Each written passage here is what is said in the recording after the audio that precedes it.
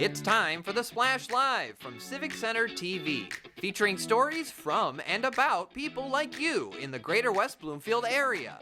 Simulcast on cable, 89.3 Lakes FM, social media, and the web. Now live from Green Media Center on Walnut Lake Road, it's the Splash Live.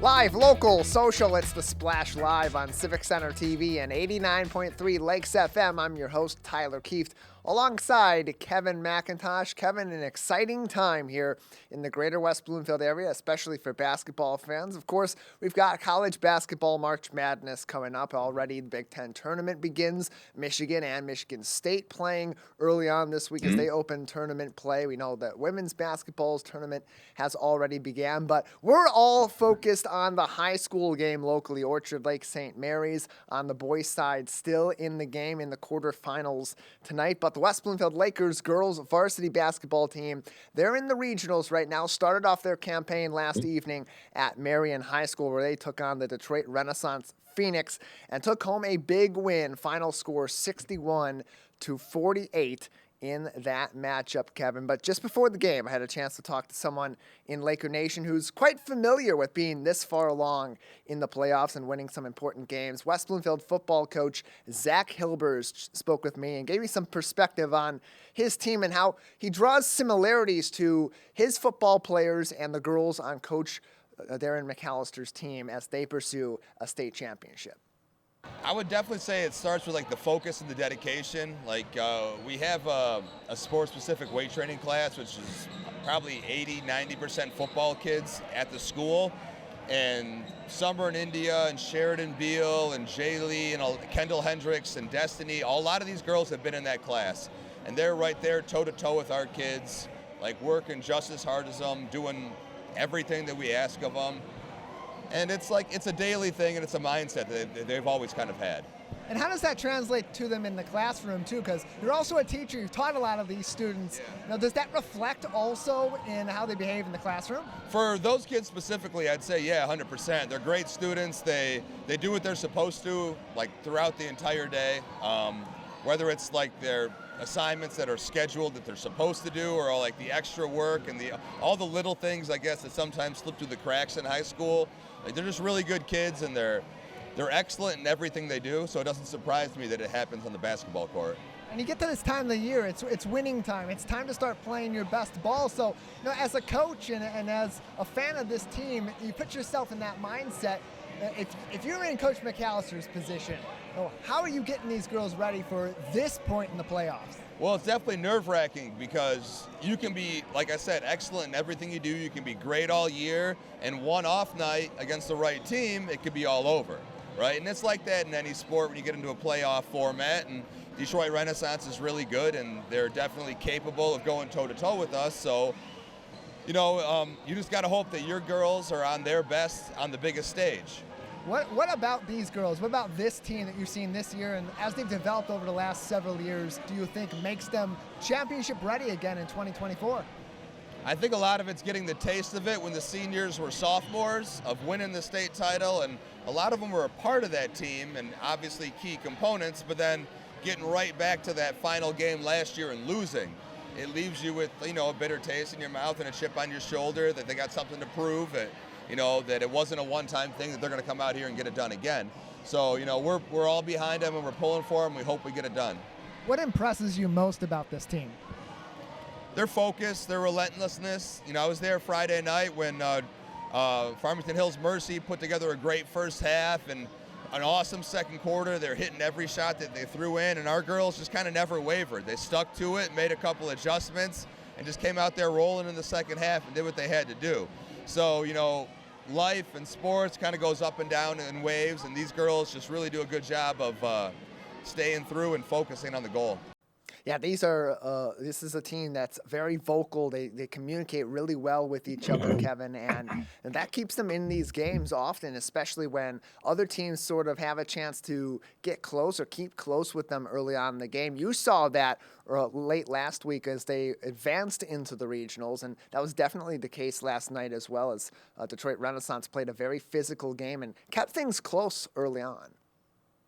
No, they are a very solid, well put together team. Coach Darren McAllister does a great job motivating them, making sure they're all on the same page. And, the second half in any sport, for the most part, is a completely different game. Whatever you do in that locker room to change your mentality and get ready, it obviously turns out to be something completely different. And it works out in the end for West Bloomfield every time. So congratulations to the Lakers.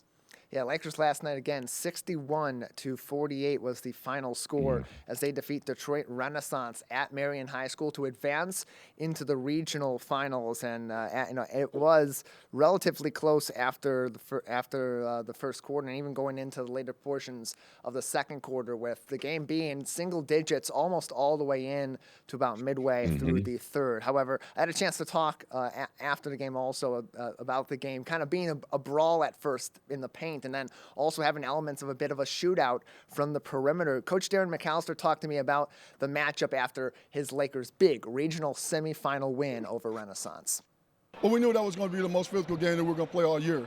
So we knew we had to come out there and set the tone and say, hey, we're a physical team as well. We might not be as tall as you guys are, but we're a physical team. We play hard and we play together, and it showed tonight. What were some of the areas you were looking for your team to improve on as they went up against arguably the toughest competitor you've got in the next couple of games as you get toward the latter parts of these playoffs? Well, the thing we want to show is that at the end of the day, we can come out there and play with high energy, high effort. We can play focus and play as a team. And I think we did that tonight, because that team's a real good team. They're not one of the top three teams, the top four teams in the state for a reason. I mean, they're a top fourth team because they got some players, they got a great coach, and they can get out there and play some basketball. But we play basketball over there at West Bloomfield too.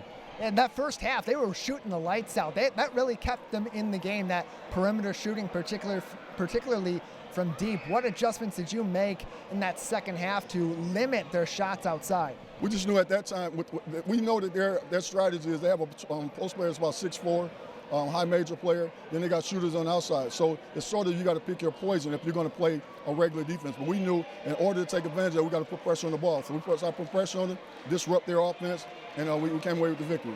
Where does your team go from here in terms of preparation, knowing you're inching closer and closer to getting back to East Lansing and starting to get that taste of a potential championship? Well, the beautiful part about it is we've been before. This is nothing new for us. This is not uncharted territory. So we know what it takes to get there. We know what it takes to finish the job. We know what it takes to get there and not finish the job. You better believe we focus and we're ready to finish the job this year. And your key players played excellent tonight. Summer and India Davis scoring the ball. Kendall Hendricks physical down low. And Destiny Washington setting up the team really well. But your younger players got involved too. How much of a team effort was that to make what was really a complete team win tonight? It was solely a team effort. But I want to commend my four seniors. Destiny, our floor general, handled the ball on the offensive end, played solid defense. Summer, she's still a player, go out there and get a lot of buckets. But tonight she said, okay, I'm the shot's not there. They're trying to face guard me. I'm going to get my teammates involved. And she showed right then and there that she can do that. And she showed why she's one of the best players, not just in the state, but in the country. What people don't know is India was sick. India was sick and didn't even practice yesterday and played her butt off. I have utmost respect for that kid. And here you go, Kendall, going up against a 6'3" player or 6'4" player that's a high major. Man, Kendall's high major in my book. What message do you have for Laker Nation as they get ready to come right back here on Wednesday night and maybe even see you guys clinch a spot in the quarterfinal? It's simple. Bring out your camouflage and get your popcorn ready. Darren McAllister, of course, wearing the camouflage. The team has adopted that as part of their identity this year, as they have gone from being the hunters to the hunted, and now they're trying to be the hunters again while also kind of remaining off in the shadows and hiding in plain sight. So that's where that camouflage comes from, and they're a really entertaining team as well. So, of course, always encouraging teams to get their popcorn ready. I had a chance to talk to one of their key players also. Summer Davis had another big game last night. She played excellent ball, as did her sister India. Kendall Hendricks was a big player from the boards, and as Coach McAllister said, others being great facilitators and role players as well. Summer Davis talked to me about how her team's staying focused ahead of their next game in the regionals, but also keeping their eyes set on the prize as they get closer and closer to their third consecutive trip to East Lansing. I think just staying poised on this journey to the Breslin and just staying consistent. I think our team has a lot of heart this year and a lot of chemistry, so I think that's going to help us go really far this year and win it all. Physicality played such a big part of tonight's game. How key has it been for your team to maintain that level of toughness and aggression, especially on defense when you're facing a team that's got as powerful of bigs as Renaissance? I think it's very important to stay tough the whole entire game, and we just outworked them this time, and I think we came out with the win. What are you looking forward to as you go back here on Wednesdays in terms of what improvements need to be made going forward? Just being able to execute, knowing good shot, bad shot, and just being able to get through the plays and play great defense. When you get to this point, can you start to feel it? Can you start to feel like that championship's within reach? Yeah, it's feeling really close. All right, Summer, anything else you want to say about tonight's game? Go Lakers. Yeah, the Lakers are winning last night 61-48 over the Detroit Renaissance Phoenix. Kevin, another impressive win for them. And as Coach McAllister said, it's a top 10 team in the state. They got some high caliber players on that squad. And West Bloomfield went toe-to-toe with them, battled it out, and ultimately, like they did last week and as they've done so many times throughout the season against some really tough teams, ended up inching away later on in the game and eventually running away with it. Let me tell you, man, from the one game that I've been to, the star players, the twins, India and Summer Davis, they are locked in. When I say locked in, like they are laser focused on the goal. And it shows. It shows in the box score and it shows at the end of the game too, because they come out with the wins that they need. So whatever they're doing, it's working. They're locked in and they're tunnel vision for that goal, the finals, the state finals. Yeah, the Lakers will take on the Royal Oak Ravens on Wednesday night, right back at Marion High School. The then 18-6 Ravens last night in the earlier game defeated the then 19-5 Grosse Pointe North 53-48. That was a close game. It came down to shooting and limiting mistakes later on. Royal Oak did that very well. A big OAA cross-division matchup in the regional final coming up on Wednesday night. That should be very entertaining, Kevin, on the basketball court, but plenty of entertainment on the stage in our community as well. Yes, absolutely. Actually coming right here to the West Bloomfield area, a great piece that's talking about women doing great things since March is Women's History Month. As a matter of fact, we're actually speaking on Hedy Lamar, a very successful actress turned scientist. And joining us here this morning, we actually have actress and lead performer for that actual show, Heather Massey, joining us. Good morning. How are you? I'm very well. Thank you so much, Kevin. A delight to be with you. Absolutely. Thank you so much for being with us here today. Hedy Lamar. We're talking about a brilliant actress, a successful scientist also. Just give us some more insight and information about Hedy, please. Yes, Hedy Lamar. She was best known as a Hollywood film star during the 30s, 40s, and 50s, originally from Vienna in Austria. And she was known as the most beautiful woman in the world, so people didn't give her credit for being a genius, which she was, because she liked to spend her spare time inventing instead of being at Hollywood parties.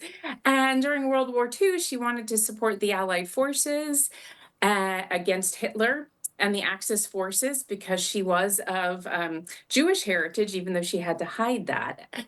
And she decided that she wanted to improve torpedo guidance. And she invented frequency hopping spread spectrum technology. And we use that now in cell phones, Wi-Fi, GPS, and Bluetooth. So I celebrate her as a woman of science through theater. Nice. And it's so great to hear about this because we don't necessarily know about, the technology behind GPS and Wi-Fi and Bluetooth. So to actually get a little bit more insight behind the person responsible for that is a beautiful thing. What drew you personally to want to portray her in this play? Well, what drew me to Hedy was that she was a genius in science and technology. I was looking for a woman to feature because I was in the sciences before I became an actor. I studied astrophysics at the University of Virginia and earned my theater arts degree from the Virginia Tech School of Performing Arts. And I'd sort of left science behind once I became a professional actor. And I finally wanted to honor that part of myself, that passion for science. And I decided I wanted to develop a show that I could tour around the world. And so that meant a smaller cast size, so a solo show. And then I looked for a woman in science to feature, and I found Hedy Lamarr, and I premiered the show in 2016 off Broadway, and now I've been to 15 countries with the show. Beautiful. Look at that. And that's a great thing that you found someone who perfectly aligns with what you wanted to portray. Yes. I see that you're also portraying 36 characters, including Yep. Hedy Lamarr, Jimmy Yes. Stewart, Betty Davis. How are you doing it? How are you you have to have a diverse range, right? To do different characters. How do you get Sure. into that mindset to change characters in the middle of a play like this? Well, first you're Hedy Lamarr speaking to Jimmy Stewart, and all of a sudden you're Jimmy Stewart. Yeah, so Oh wow. yeah, so that was very yeah. So Jimmy was very tall. So Hetty's speaking, looking quite far up, and then when Jimmy's speaking to Hetty, he's looking down because he's much taller than she is. So things like that, vocal quality, also movement quality, those kinds of things. I love playing multiple characters. I love working with dialect.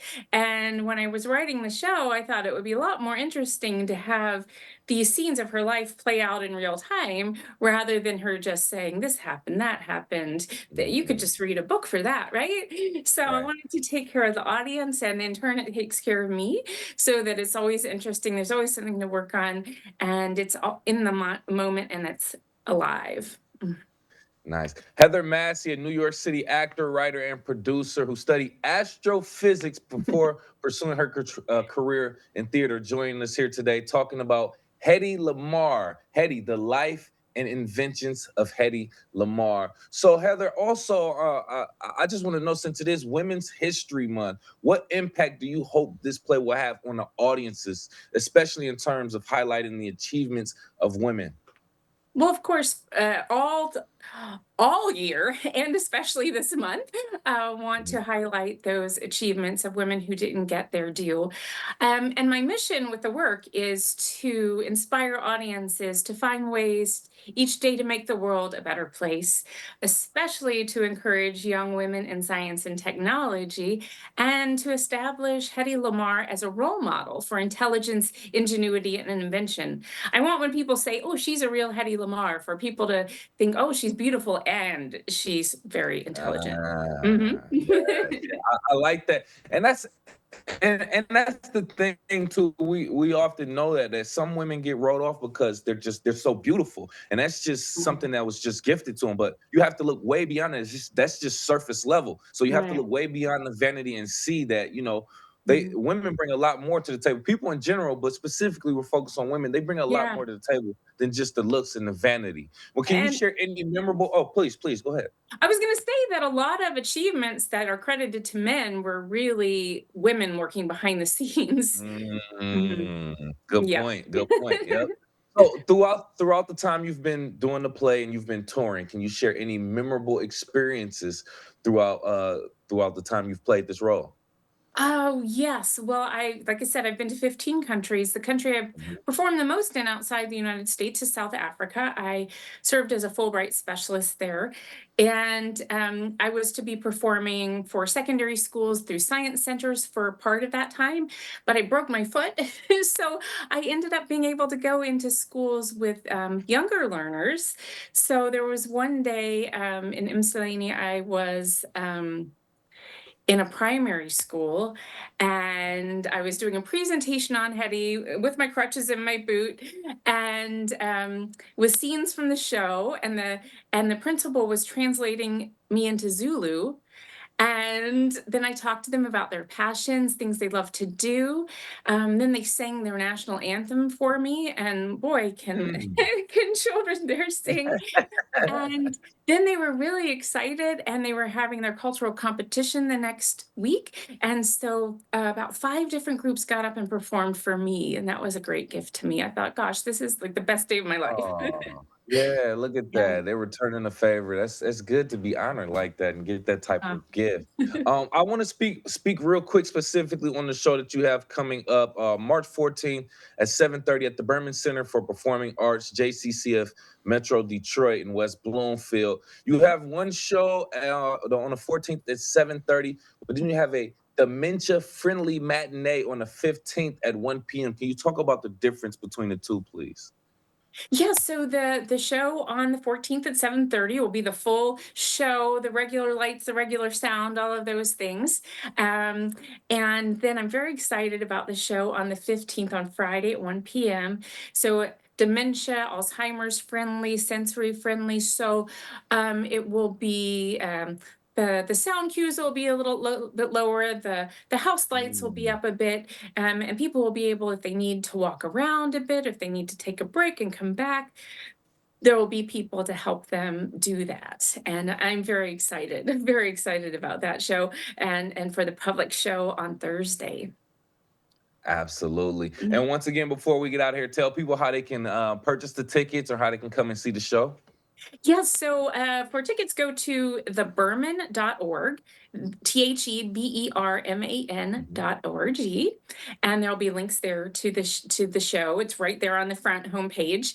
And if you want to follow more about what I do and where I'm going in the world, heathermassie.com. So Heather Massie.com, because I'm headed to Tunisia and Kosovo, and then I'll be Mm. doing a writing residency in Bulgaria. Well, catch her while you can, folks. She will be at the Berman Center for Performing Arts on March 14th and 15th doing the show Hetty, the Life and Inventions of Hetty Lamar. Thank you again so much, Heather, for your time. Thank you so much, Kevin. It's been a delight. Absolutely. A great time to spend and have if you are in the greater West Bloomfield area. Make sure you go and check that out. And speaking of time, daylight savings time was recent, Tyler, and there was a lot of adjustments a lot of people did have to make around the greater West Bloomfield, including setting their clocks forward. And I believe we do have someone to speak a little bit more on that, correct? Yeah, it's that time of the year where people are setting their clocks forward, but they're also needing to take care of some safety measures in their home. It's Mhm. suggested that those two times of the year, when you fall back in the autumn and when you spring forward, that you take care of some of those necessities for inside your home, a safety plan, all those different necessities for preventing fire or other emergencies in your home. Make sure you find your tornado plan, your severe weather plan, your fire safety plans, escape routes, and all that, because Kevin, those elements are really important in order to make sure that you're ready in the case of an emergency. So whenever you switch your clocks back in the fall or forward as you have this spring, it's important to keep in mind the safety measures you can take in your home to keep yourself and your family safe. Update those devices that help to keep your family safe in the case of an emergency. Joining us to talk a little bit about some of these details and more is Deputy Fire Marshal Dave DeBoer from the West Bloomfield Fire Department. Dave, thank you for being with us. As we reset our clocks for the spring season and we start to think about those safety measures, there's a few critical points in our homes that we can start with as we readjust and we get ready for reacclimating to safety measures during a new season of the year. What are some of those key elements that families should be looking out for at this time? The most important one is having working smoke detectors, and knowing that they're working. As of March 9th of this year, we've already seen 34 deaths in the state of Michigan in 32 separate fires. In 63-ish% of those cases, it was no working smoke detector in the home to give that person the early notification they need to get out. It is vital that we have these to notify people and let them get out.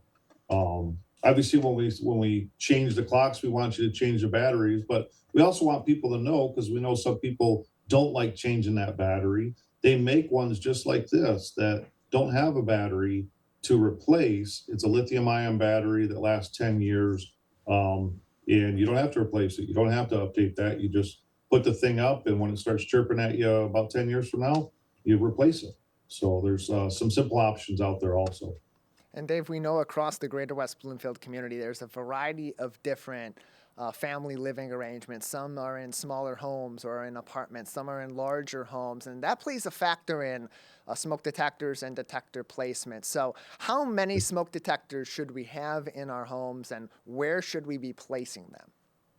So we should have at least one on every level, and one in every sleeping area, one outside of the sleeping area. So if you have a 3-bedroom house, one in each of the bedrooms, there's 3, one in the hallway outside of those bedrooms, and then at least one on every floor. So they add up pretty quick, and some people think that's too much, but studies have shown people don't always wake up to that sound. People don't always hear things. Unfortunately, our world is filled with beeps and bleeps and things nowadays that our mind doesn't catch that as quick as it used to. So having them in the actual sleeping area is very important to give that early warning to everybody. And where is the best place to put those smoke detectors within those rooms? Well, they've got to be up on the ceiling, or at least high on the wall, so that it's going to be where the smoke's going to go. That smoke's going to rise to the ceiling and develop there. We don't want them too close to corners or the edge of ceilings, because there's a little dead space in the air right at the top of the wall where the ceiling starts. So you don't want them near that. But as high up as you can get them, and still get to them and service them. So we want people to be able to do that safely. And sometimes we see them put in some pretty tough spots to get to, and that doesn't help anybody.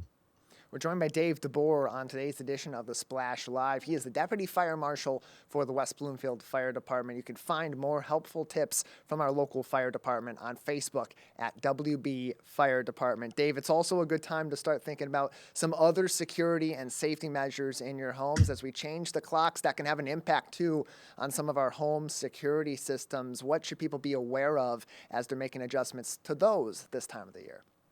Well, the other thing to think about as we're working on these batteries is our CO detectors, our carbon monoxide detectors. They have batteries also. They need to be changed out. One thing that we always want to remind people of, we get a lot of calls for low batteries. And we want to remind you that just pull the thing off the wall. If it's chirping only 2 or 3 beeps at a time and then it pauses, it's probably a low battery, or it's telling you that it's at its end of life. Sometimes that's 3 beeps, sometimes it's 5 beeps, but it's as simple as pulling it off the wall, look at the back of it, and in the directions on the back that'll say that, we have 3 beeps for a battery and 4 beeps means it's end of life. And that just means you got to replace it. They do have a life expectancy. Smoke detectors are about 10 years, and carbon monoxide detectors are anywhere from 7 to 10. And they're programmed to start beeping at you when they reach the end of their life, because the manufacturer wants you to replace it so that you have one that's working at its best. Just over the weekend, we had a carbon monoxide incident, and one smoke detector that was closest to the source failed to operate. And it was one that was further away from it that actually did operate. So thankfully that family had 2 so that one of them would notify them. So again, these should be on every floor also, and one where you sleep so that it'll wake you up. All the more reason to consider this time of the year as we change our clocks and we've sprung forward to reset your safety environment, change those batteries or change the devices in your smoke detectors, your carbon monoxide detectors, and more in your home. You can find more helpful tips on WB Fire Department on Facebook, facebook.com/WB Fire Department. Dave, it's also an important time of the year to adjust your clocks, not only for yourself and your internal clock as we spring forward, but for many of our devices, whether it's home appliances, security systems, and even some medical devices as well. Yeah, making sure those things are all working, making sure that they've been serviced and are operating the way they should. Obviously, we're coming out of the heating season, so hopefully we're almost done with those furnaces for the year, and we'll get the early spring that we were promised by the groundhog there. So, but having all of that stuff, people start grilling this time of year, making sure that you've gone through your grill and cleaned it real well. One place that we see fires, and they're easy to prevent, is spiders and things will make nests in the gas tubes and gas grills. And that nest will prevent the gas from blowing through the tube. It'll actually blow backwards at the controls. And we'll see homeowners go out for the first time in the season and start using their grill, and they'll catch the controls on fire and have a gas grill fire. So one, keep that gas grill 10 feet away from anything combustible. That means your house and any wood products or anything that can burn. And two, make sure it's cleaned out before you start it up for the season. If you're not a year-round griller, make sure you run through that thing before, check the hoses, make sure that they're in good shape and not cracked or leaking. Use some leak detect or make your own leak detect, which is just some soap and water to check for leaks in the system.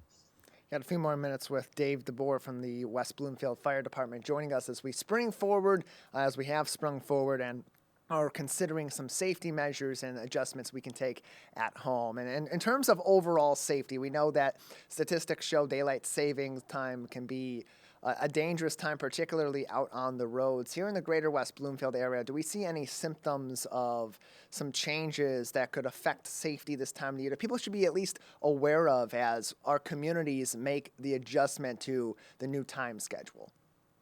I don't know that we have any like crash related statistics around the time of change, but we do see an increase in strokes around this time. And it's not just after. We see that increase a week or two before the time change, and it lasts for a few weeks where we'll see an increase in strokes for some reason.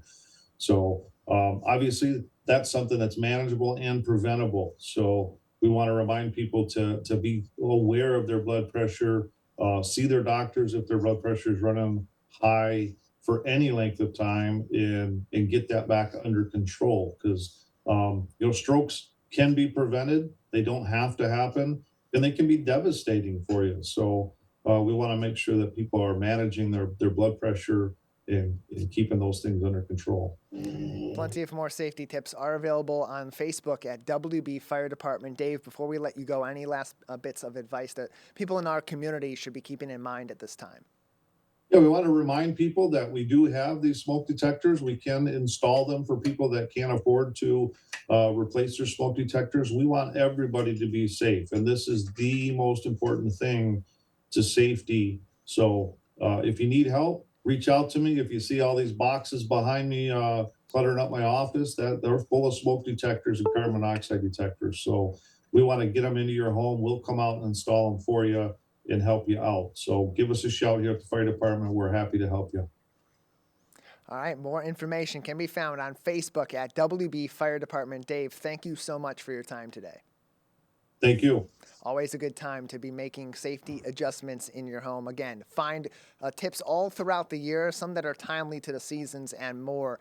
Facebook at WB Fire Department. Kevin, really good advice from Deputy Fire Marshal DeBoer there as we all adjust our homes this time of the year. Yeah, it's absolutely necessary. You know what's crazy? As we were doing this, I was thinking, I wonder if all of my smoke detectors work. And I'm going to have to actually make that run just to make sure. And my carbon monoxide alarm also. Even that, make sure you check them all. That was literally a reminder for me.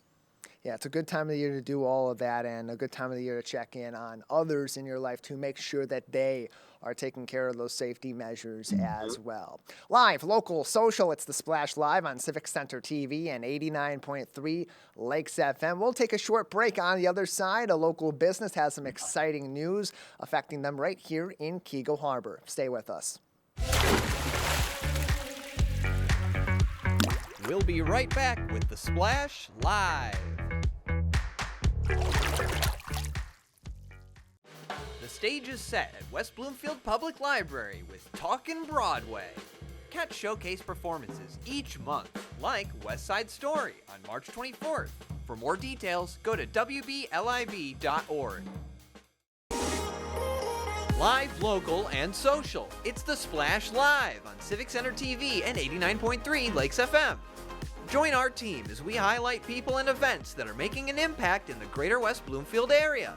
Catch us live Monday to Friday, 8:30 a.m. to 12:30 p.m. Watch us on demand at civiccentertv.com.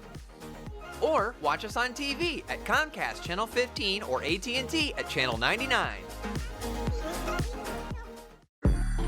I'm an ex-drug dealer, and I'll be your sub today.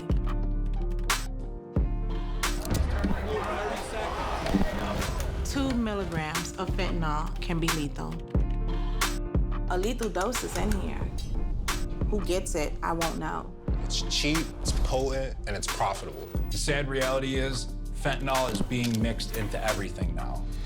More kitchen now. This is Civic Center TV and 89.3 Lakes FM. On cable and the radio.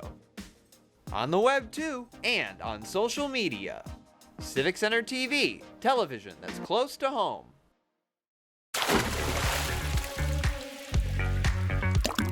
And now, back to the Splash, live. Live, local, social, it's the Splash Live on Civic Center TV and 89.3 Lakes FM. I'm Tyler Kieft alongside Kevin McIntosh. And Kevin, we have a lot of businesses that are locally owned, family owned, people that live right here in our communities and operate their business and their livelihood here as well, including one that's been serving our community for over 35 years in Metro Detroit and has made some big changes of late in Keego Harbor. Yes, 35 years in business, you gotta respect it. And more importantly, it is Women's History Month.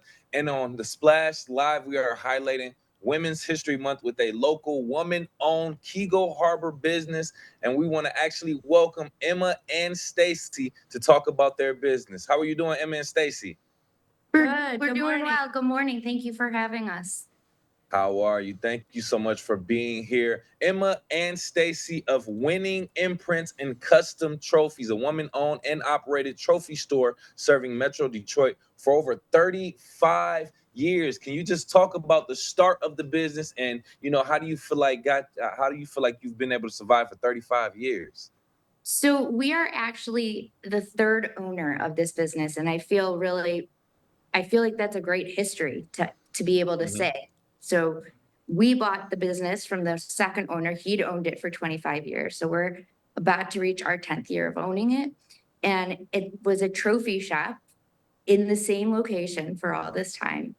And then when we purchased it, we expanded and really focused on the imprint and how we can help the entire branding personalization process with our customers. Nice. And more important, I'm sorry, please. I was gonna say, and just this month, we just opened up our second room. So we now have a fully dedicated showroom. We're very excited. Oh, yeah, I'm so interested. I see clothes, I see gadgets, merchandise. Tell us a little bit about what you do, because when we hear Winning Imprints and Custom Trophies, obviously we're just thinking trophies and medals. What else can you tell people that you provide as far as services and goods? So in addition to trophies and awards, which have their place, and we joke that every child needs a trophy. It's very important. But we also recognize that there are other ways to recognize clients or awardees. And some of the things that we do is personalization. So for example, a cutting board is a huge, huge gift we give people. Everybody's very much into their charcuterie boards and so on. So not only we sell a lot of them to real estate agents because they can brand themselves, give a gift that's personalized and then brand themselves on the back. We even do them for the top restaurants in Detroit. So that is their plaque. And if you go into many of the top restaurants from the Detroit News Free Press in the summer, you'll see the plaques up on the board that recognizes them. So something that's purposeful, yet still showing the message of an awardee. We also do a lot of swag. This is our new favorite item. It's useful. It's a Band-Aid holder. So it shows the logo and then it's very slender. You can put it in a pocket, a purse. We try to think of things that are inexpensive. We use them for our own branding to give away at other trade shows that we attend. During the summer, there was a lot of construction over here. So we kind of turned it into a little, sorry for the trouble, come get a little stress ball in the shape of a construction hat. Nice. Because there was so much ruckus going on. We wanted to make it worth people's while. We do pens, we do bottle openers. There's so many fun ways, chapstick, Post-it note paper. There's lots of ways to just get your idea out there inexpensively. And then it leaves with the person that takes it. So they're a constant reminder of your logo or their logo wherever they go. So another way that we help customers with branding is, for example, doing personalized luggage checks. Again, we have the capability in our shop to do one-piece decoration. So when West Bloomfield wants to give all the cheerleaders a senior gift, right? Everybody gets an award by getting a personalized tag. It just takes it a step farther than giving them just West Bloomfield High School on it. It's West Bloomfield High School on the front and then their name on the back. Nice. Yeah, nice and personalized for each student individual. And for our listeners on 89.3, you may not be able to see, but they have a lot of great merchandise that they're showing. Not only just trophies, clothes, stress balls, Band-Aid holders. It seems like they have a wide variety of different items that you can customize for your brand, for your event, for the school, and everything. So we're speaking to Emma and Stacy of Winning Imprints and Custom Trophies, serving Metro Detroit for over 35 years, now in the Kego Harbor area. So we're dealing with a partnership right now. Let's talk about that. How did you two come together, and how do you feel like your two personalities kind of mesh together for you two to come and be successful business owners? So we jokingly refer to ourselves as the trophy wives. We are very hard. I love that. The irony of the name. But we are, it's like a marriage. We get along very well. She's one of my dearest friends. But, every once in a while you have a little bicker as you try and figure out whose idea is the right way to follow. And I would say we really complement each other in our skills. Stacy remembers everything, like everything. I remember very little. And so she keeps me on a task that way. And I can fix the computers and the machines when they break. So it's fascinating at artwork. Emma deals with all of the third-party ordering and all of the logos and the artwork, the custom, more the personalization items. I deal with more of the in-house projects. So if someone brings in a trophy that needs updating or needs a onesie twosie kind of thing, I do all those. Emma does more of the bulk ordering and all the swag and the spirit wear clothing. But I mean, the funny thing is that when we did come together, we did not know each other. My husband came home one day and was like, I bought you a job. I was home with the kids. They were little. And I'm like, what do you mean? Who is this girl? What are you talking about? And it turned out fabulous. I think we really do complement each other. We can finish each other's sentences. We know what we are thinking. We really, if someone walks in the door, we really know who that customer is going to be handled by without even discussing it with our strengths and weaknesses. We know who fits the profile best. It really is a wonderful partnership, and we are very proud of what we've accomplished. This showroom, we had a huge open house on Friday. It was very successful.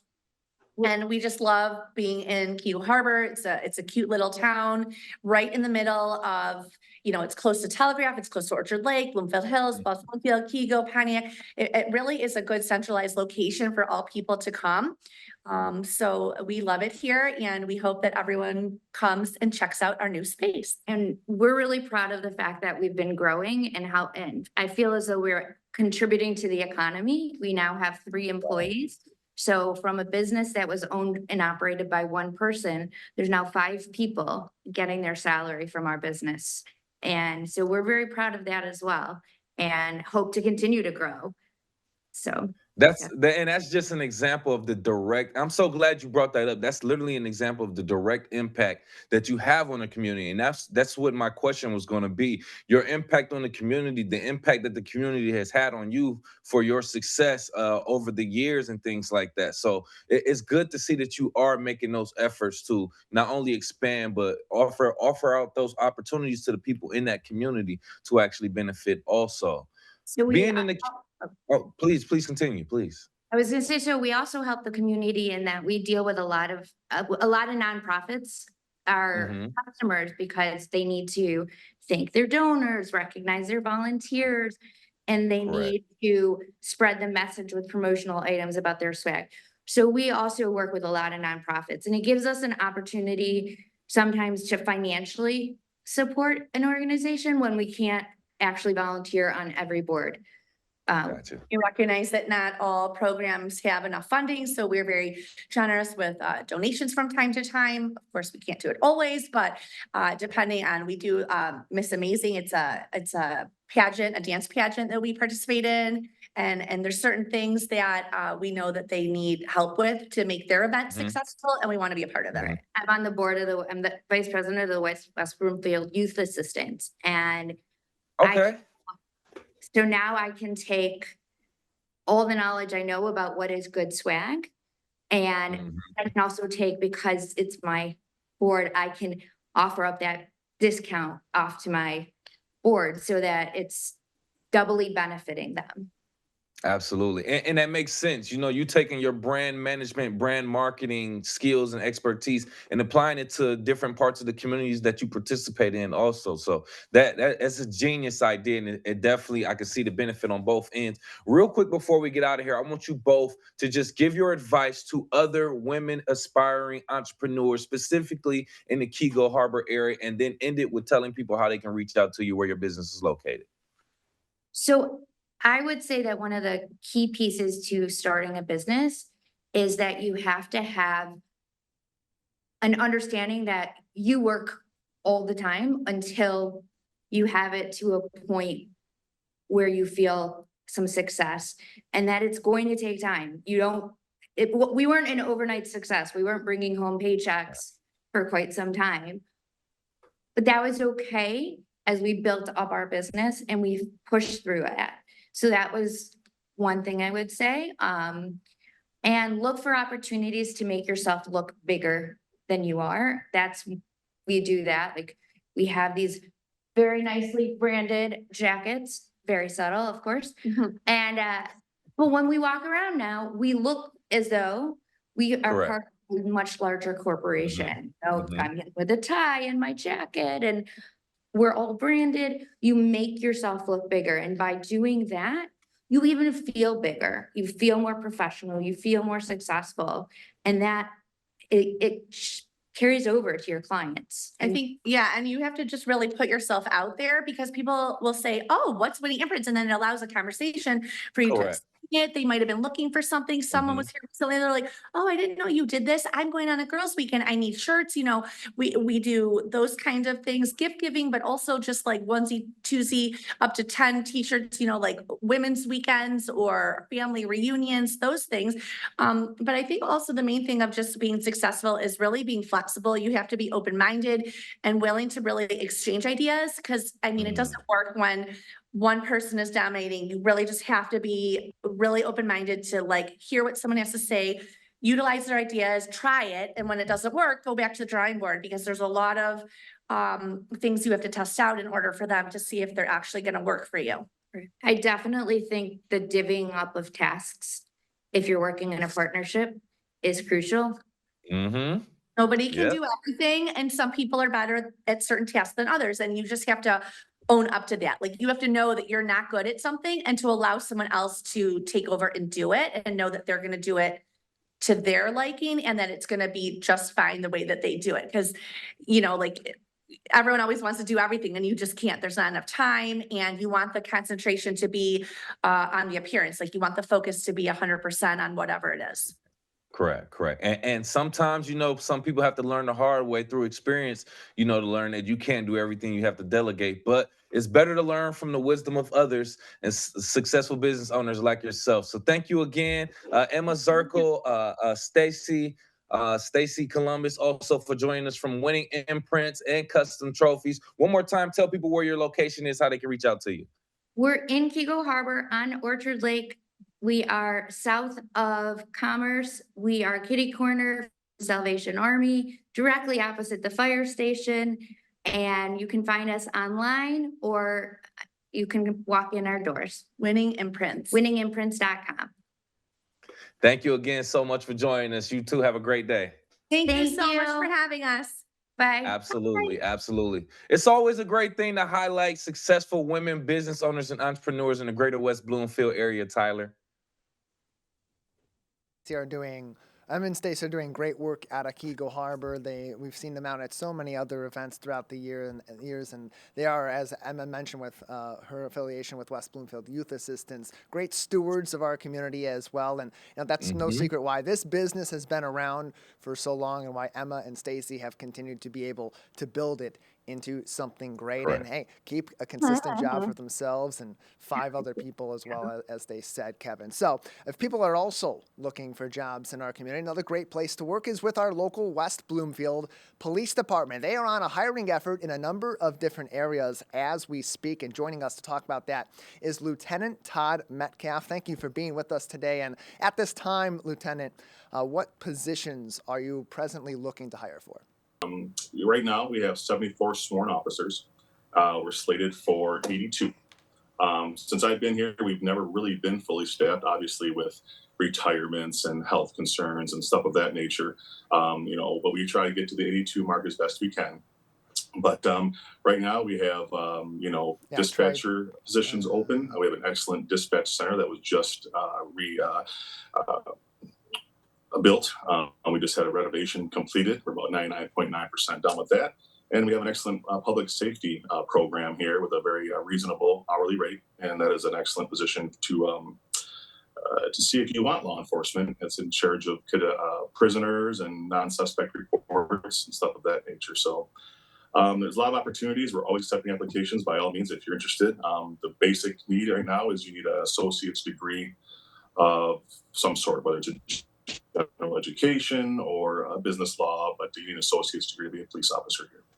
And as we see on the screen, or we just saw up on the screen with you there's a number of different potential opportunities if you become an officer with the police department to get specialized training and move into a variety of different units beyond and including patrol. And that's kind of unique to West Bloomfield and other neighboring police departments. They have so much variety of different opportunities that are available. Absolutely. I have been here for 25 plus years.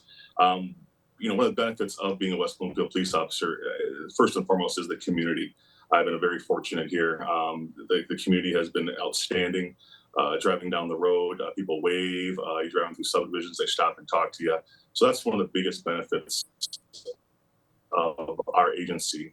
And second, like you did mention, we have a lot of opportunity. I always like to say that our agency is large enough where you get to explore different avenues of law enforcement,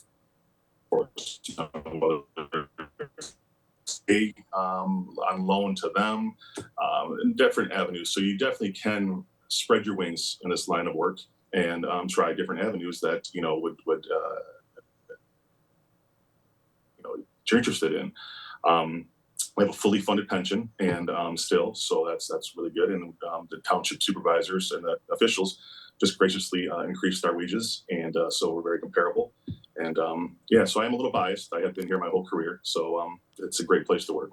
And you mentioned the community support that, so much emphasis recently in the past several years has been put on police officers, police departments taking more of a community policing approach, getting out in the community, knowing the residents that they're serving, the areas that they're patrolling in. It's got to be beneficial to be learning the job, to be growing in the job in law enforcement. When you're in a community like West Bloomfield that has such strong support and shows that support for their local police. Absolutely. We have been community policing oriented since I have been here. There's never been a lot of stress on. Obviously, we have to enforce the laws and traffic violations of and stuff of that nature. There's never been a lot of pressure on us to go out there and sit in spots and write a ton of violations. We are more oriented. The chief of police wants us response time to be very quick to calls of service and to the community. So that's where we're at right now. We've been like that for a long time. So more information can be found on their Facebook page at West Bloomfield PD, as well as on wbtownship.org/jobs for more information on open positions with the West Bloomfield Police Department and, of course, to apply. Joining us on the program is Lieutenant Todd Metcalf from the West Bloomfield Police Department. As we mentioned earlier on, looking for a number of different positions all throughout the department, not just officers, but dispatchers and office workers as well, who also play a really critical role, and especially those dispatchers. I want to talk about that because knowing from seeing some of the footage from a story we aired earlier on, looking through their communications department there, seeing some of the logos of many other law enforcement and public safety departments, our dispatchers aren't just benefiting our police. Are they benefiting our police? I'm sorry, repeat that question one more time. No, I was saying that we were talking about the dispatchers and seeing in some footage from over there, knowing some of what goes into their line of work. Being a dispatcher, which is a potential job in the police department too, that you had mentioned earlier on, it's great because it's not just serving our police, but really serving the entirety of our public safety apparatus in our 4 communities. I've always said, and I oversee the dispatch center right now, and I've always said that it is probably the hardest position, one of the hardest positions in law enforcement. You have civilian employees in there that are answering tons of legal questions, and people are calling at the worst time of their lives. A lot of crisis going on, so they are responsible for a lot of knowledge. So it's a very rewarding job, and like I said, we had just renovated the dispatch, and it's a beautiful center right now. A lot of high-tech updated equipment, and it's an excellent place to work in there. Lieutenant Metcalf, also I see in the notes here that there's been some changes and some policies too for protocols with particularly appearance on the job, with the police department recently becoming more open to beards and tattoos. And why is that important nowadays as you're trying to attract employees but also create a welcoming and friendly work environment? Well, absolutely. Any job, any place of employment, including yours, you want to be involved with the times. Beards and tattoos can provide us with a higher quality, people for applying. We're going to pursue that. Mustaches have always been allowed. So what's a little extra facial hair, when law enforcement first started back in, 1800s, people wore beards back then. So, beards are coming back, and we have no negative feedback on that. People enjoy them. And if the officers, it makes them happier and healthier, it serves the community better that way as well. As far as tattoos, we have policy in place for that. No tattoos above the neck. But other than that, everybody's got their own personal story. We're human, and we can humanize ourselves more to show people like we have tattoos. I have one, but they have meaning and they are sentimental, but they can't be hateful and they can't be offensive. So that's where our policy's in place. So yeah, we do have beards and tattoos, and they can be visible to the public. All good stuff from the West Bloomfield Police Department, hiring for police service aides in their detective bureau, their canine unit, undercover units, dispatchers, and so many other positions. More information can be found on their hiring efforts on their Facebook page, West Bloomfield PD. Lieutenant Metcalf, thank you so much for being with us. Thank you very much. Take care, guys.